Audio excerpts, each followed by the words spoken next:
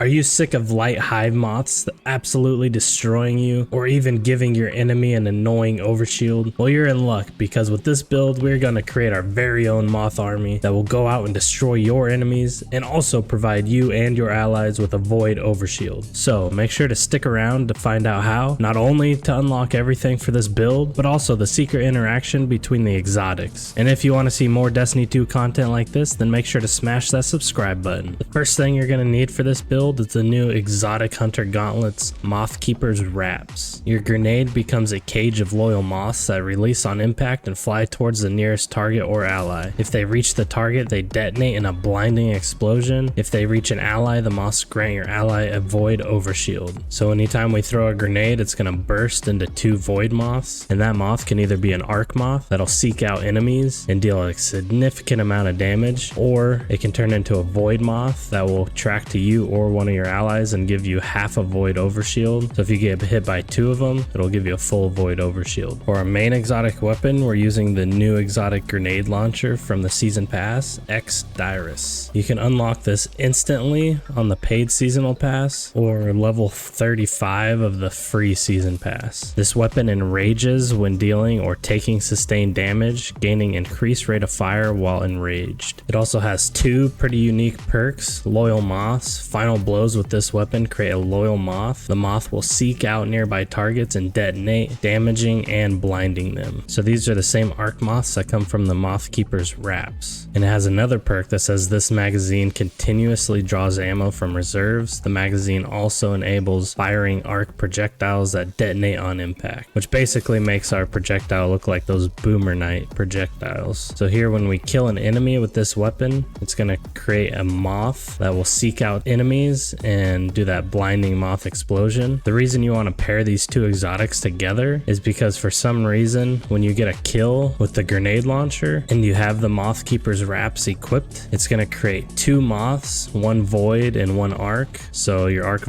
moth will go and kill enemies, and your void moth will give you an overshield, as well as whenever you throw a grenade, you get 2 moths. We're going to maximize the use of moths through our Strand Thread Runner subclass. But first, you want to make sure you have some type of Strand weapon equipped in your kinetic weapon slot, so you can activate and take advantage of some pretty powerful Strand aspects. Since our weapon automatically reloads itself, we're going to be using Gambler's Dodge to get our melee back. Whichever jump you prefer. Threaded Spike is the only melee we can use, and the grenade, since it's transforming into a moth grenade, we want the grenade with the lowest cooldown, which is your grapple grenade. For our aspects, it's important you use Widow Silk because it's going to give us an additional grenade charge, so now you will have 2 grenades, as well as the new aspect, Whirling Maelstrom. I'll link a video in the description and put it in the top right corner here if you want to learn how to get this. And what this does is it destroying a tangled will weave a violent writhing mass of strand fibers. The strand mass seeks out and damages targets, emitting unraveling projectiles when it defeats them. It's pretty powerful, and it kind of feels like you're playing Naruto or something. For our fragments, we're using Thread of Warding. Picking up an Orb of Power grants Woven Mail and Thread of Transmutation.